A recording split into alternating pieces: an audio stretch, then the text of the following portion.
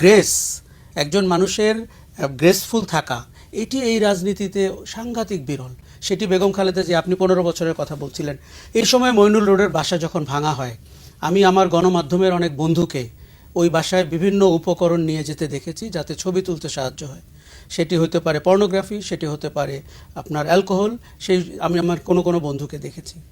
প্রথমে আমি ম্যাডামের ঘরের পাশেই ছিল একটা আ আ ছোট ফ্রিজ ছিল। ফ্রিজের মধ্যে তখন সাংবাদিক শ্যামল দত্ত গিয়েছে। শ্যামল দত্ত ফ্রিজটা খুলেছে এবং ওখানে ওয়াইনের বোতল ছিল বোধহয় ২ টা বা ৩ টা। তো আমি দেখে একটু অবাক হইলাম। মানে পরবর্তীতে মানে তখন আমি ওই তখন তো জিয়া তো আমার তখন ক্লোজ ফ্রেন্ড। তখন জিয়া বলল যে আমি জিয়া বরিশাল্লা ভাষায় কইল আরকি। আমি স্যারের আগেই কইছিলাম এই সমস্ত জিনিস না দিতে। এটাকে দেওয়ার কি দরকার ছিল? মানে জিয়া বলতেছে আরকি।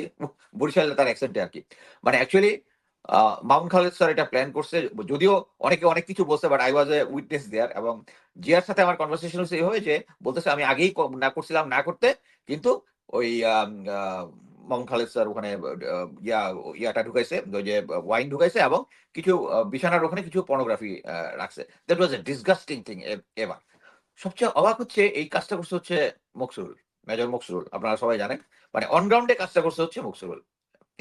সে ছিল হচ্ছে ডিজিএফআই এর আরকি।